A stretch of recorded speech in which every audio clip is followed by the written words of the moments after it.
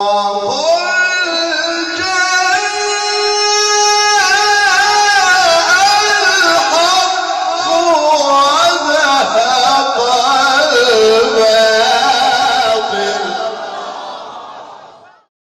کھانے کے لیے آپ نے گھر میں کہلوایا جی.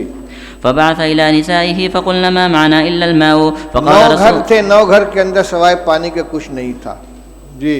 فقال رسول الله صلى الله عليه وسلم من يضم أو يضيف هذا. ایک بات درمیان میں عرض کر دوں، مولانا سعد صاحب نے بھوپال میں تقریر کی ہے کہ دعوت اور تعلیم دونوں سنت کے راستے سے ہٹ گئے ہیں، اور مثال اور دعویٰ کیا کیا ہے کہ صحابہ کرام رضی اللہ تعالیٰ عنہ خود رسول اللہ صلی اللہ علیہ وسلم کے گھر کا انتظام کرتے تھے. یعنی طالب علم کی یہ ذمہ داری ہے کہ وہ استاد کی کفالت کرے. کہتے ہیں کہ صحابہ جنگل جاتے تھے، لکڑیاں کاٹ کے لاتے تھے، اس کو جلانے کے قابل بنا کر فروخت کرتے تھے، اور رسول اللہ صلی اللہ علیہ وسلم کے 9 گھروں کے اندر تازہ بکری کا گوشت روزانہ پہنچاتے تھے. یہ ہے یعنی بحیثیت استاذ کے کہ یہ شاگرد تھے اور استاذ کے گھر میں تازہ روزانہ بکری کا گوشت پہنچاتے تھے. اور ہم جو روایت پڑھ رہے ہیں اس میں کیا مل رہا ہے؟ اس میں یہ حضرت عائشہ رضی اللہ عنہ فرماتی ہیں کہ ایک چاند نکلتا تھا، دوسرا چاند نکلتا تھا اور تیسرا چاند نکلتا تھا، اور رسول اللہ صلی اللہ علیہ وسلم گھروں میں آگ نہیں جلتی تھی. اور یہاں آ رہا ہے کہ 9 گھروں میں حضور صلی اللہ علیہ وسلم نے آدمی بھیجا ہے، اور سب جگہ سے جواب کیا آ رہا ہے؟ ما معنا الا الماء، ہمارے پاس پانی کے علاوہ کچھ نہیں ہے. یہ کیا حدیث کی تحریف نہیں ہے؟ یہ ازواج مطہرات کے بارے میں جو بات کہی جا رہی ہے صحابہ کے بارے میں کہ روزانہ ان کے یہاں بکری کا تازہ گوشت صحابہ کرام پہنچاتے تھے، اور آج طلبہ کو کھانا مطبخ سے دیا جا رہا ہے اور اساتذہ کو تنخواہ دی جا رہی ہے، لہذا تعلیم سنت کے راستے سے ہٹ گئی ہے. یہ کیا مذاق ہو رہا ہے؟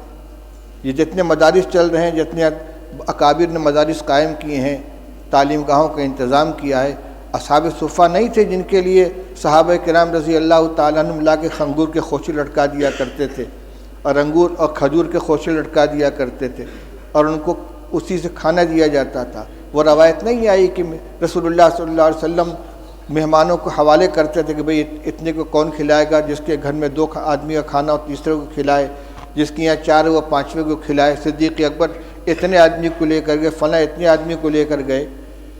اور حضور صلی اللہ علیہ وسلم کے ساتھ جو تعلق تھا صحابہ کرام کا، وہ صرف استادی و شاگردی کا تھا کہ اس کو اور صحابہ کرام رضی اللہ تعالیٰ عنہ خود پیٹ پر پتھر باندھتے تھے، رسول اللہ صلی اللہ علیہ وسلم بھی پیٹ پر پتھر باندھتے تھے، 2 باندھتے تھے.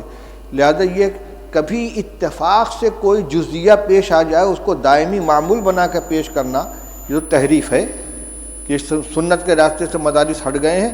نہ دعوت سنت کے راستے پر بچی، نہ تعلیم سنت کے راستے پر بچی ہے. کس قدر خطرناک چیز کا مطلب یہ کہ عوام کو یہ سمجھا دو کہ مدرسے جو ہے سنت کے خلاف چلے جا رہے ہیں، لہذا عوام کا رشتہ مدارس سے بھی کٹ جائے اور علماء سے بھی کٹ جائے. یہ انتہائی خطرناک رجحان ہے، جو اس کا مطلب یہ کہ سب کو باطل تنظیموں کے حوالے کر دیا جائے. ان کو نہ مدرسوں سے تعلق رہے گا عوام کا، نہ علماء سے تعلق رہے گا، پھر بھیڑیا آئے گا اچک کے لے جائے گا ان کو. اس پہ مجھے یہ یاد آیا کہ صحابہ حضور صلی اللہ علیہ وسلم نے ایک مہمان کے لیے گھروں کے اندر کہلوایا ہے، تو سب جگہ سے یہی شکایت آ رہی ہے. حضرت انس رضی اللہ تعالیٰ عنہ کی روایت پڑھ چکے ہو کہ بدبودار جس میں مہک پیدا ہو گئی تھی، ایسی چربی لے کر حضور کی خدمت میں پہنچے ہدیہ کے طور پر، اور کہتے ہیں کہ رسول اللہ صلی اللہ علیہ وسلم کی 9 ازواج مطہرات تھیں اور کسی گھر میں کھانے کو نہیں رہتا تھا. آپ نے وفات کے وقت 30 سا جو یہودی سے ادھار لیا ہے، اپنی ذرا اس کے پاس آپ نے رکھی ہے. کس زمانے میں یہ گوشت دیا جاتا تھا بھائی کہ وفات کے وقت حضرت عائشہ حضرت رسول کریم صلی اللہ علیہ وسلم مقروض تھے یہودی کے، اور غلہ تھا. حضرت عائشہ رضی اللہ عنہ کی روایت پڑھ چکے ہو کہ آدھا وسق جو تھا میرے پاس، رف پہ رکھا ہوا تھا، اس میں سے میں کھایا کرتی تھی. ایک دفعہ تول دیا تو سب ختم ہو گیا. یہ جو کو کھایا جا رہا ہے پکا پکا کے، اور یہ تازہ گوشت روزانہ پہنچا رہے ہیں. افسوس ہوتا ہے اس طرح کی حرکتوں کے اوپر. چلو پڑھو روایت. فقال رجل من فرمائیں سب جمع ہو گئے، سب جمع ہو گئے. یہ بیان فرمایا. میں عرض کر رہا تھا کہ یہ ایک عادت بن گئی ہے کہ سب سے پہلے تعلیم اور تعلم وہ ذاتی خرچ سے ہٹ گیا ہے، ذاتی کمائی سے. جب ذاتی کمائی سے ہٹ جائے گا تو پھر معلم متعلم دونوں کا مجاہدہ ناقص ہو جائے گا.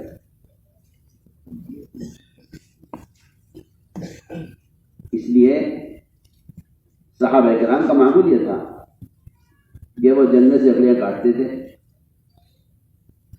ان کے لیے گھر بناتے، انہیں چولہے میں جانے کے قابل چھوٹے چھوٹے ٹکڑے بناتے، ان کو لا کر شہر میں بیچتے.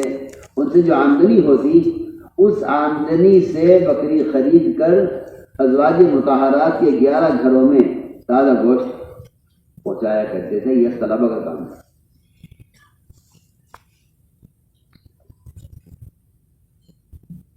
یہ طلبہ کا ہمارا ایک محلی ہے، ہمیں اس کے 11 گھروں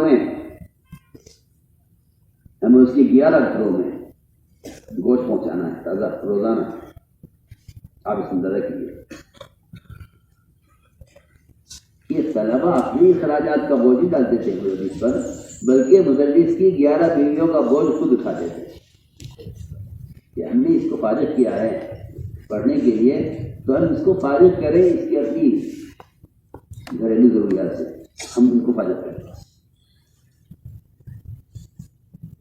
یہ تھا مزاج. تو میں نے ایک بات عرض کی ہے کہ کوئی چیز جب عادت بن جاتی ہے تو وہ ایک عادت اور ایک عذر ایک معمول بن جاتا ہے، اس سے آدمی سیٹ کر سوچتا نہیں ہے. السلام علیکم ورحمۃ اللہ وبرکاتہ. 17-18 نومبر غالباً تاریخ یہ ہے 2022 کو بھوپال میں ایک اجتماع ہوا، جس اجتماع میں مولانا سعد کاندھلوی صاحب نے علماء میں بیان کیا مدارس کے اوپر برس پڑے. سب سے جو ہے نفرت مولوی سعد کاندھلوی کو مدارس سے ہے اور علماء سے ہے. 1 فروری 2023 کو مفتی ابوالقاسم صاحب محتمم مدرسہ دارالعلوم دیوبند نے اس کا جواب دیا. میں پہلے آڈیو میں کہتا رہا ایسا معلوم ہوتا ہے کہ مولانا سعد کاندھلوی صاحب کسی باطل تنظیم کے ایجنٹ ہیں جو مدارس سے اور علماء سے تبلیغ والوں کو نفرت دلوا رہے ہیں. کہتے ہیں مدارس میں مساجد میں پیسہ خرچ کرنا یہ خیر کے کام میں نہیں ہے. مدارس والے کیا تبلیغ کریں گے، یہ تو پیسہ لیتے ہیں. اور جو مولانا قرآن کے تعلیم پر اجرت لیتا ہے اس سے پہلے زناکار مرد جنت میں جائے گا. یعنی مدارس کے خلاف نفرت پھیلانا، علماء کے خلاف نفرت پھیلانا، یہ تبلیغیوں میں تنظیموں پھیلا رہے ہیں. مولانا علی میاں ندوی رحمۃ اللہ علیہ فرمایا کرتے تھے جو تنظیم یا جو تحریک علماء سے دوری کرے گی، علماء سے عوام کو کاٹے گی، وہ تنظیم باطل کی تنظیم ہوگی. کتنے بھی کرتا پیجامہ داڑھی ٹوپی والے ہوں گے. اب مولانا سعد کاندھلوی کے اوپر دارالعلوم نے فتویٰ کیوں لگایا تھا اب آپ کو ظاہر ہو جائے گا. جو لوگ کہتے ہیں فتویٰ کو دارالعلوم نے رجوع قبول کر لیا ہے، فتویٰ واپس کر لیا ہے، وہ صاحب 1 فروری 2023 کی مفتی ابوالقاسم صاحب کی تقریر کو دیکھیں. وہ طلباء کو پڑھا رہے تھے، اس پڑھائی کے دوران انہوں نے اس بات کو کیا ہے. کون کر رہا ہے؟ دارالعلوم دیوبند کے محتمم جناب مفتی ابوالقاسم صاحب، جو لوگ امت کو گمراہ کر رہے ہیں اور باطل تنظیموں سے جوڑ رہے ہیں. خدا را اللہ کے واسطے وہ رک جائیں اور نہ دنیا میں بھی پکڑ آئے گی اور آخرت میں پکڑ آئے گی۔ میں مفتی ابوالقاسم صاحب کی جو تقریر ہے وہ میں ڈال دیتا ہوں، آپ لوگ سنیے اور یا سوچئے کہ ساتھ کاندھلوی کی جماعت میں ہم کو جڑنا ہے یا نہیں جڑنا ہے، دارالعلوم کی بات کو ماننا ہے یا نہیں ماننا ہے۔ فقط والسلام۔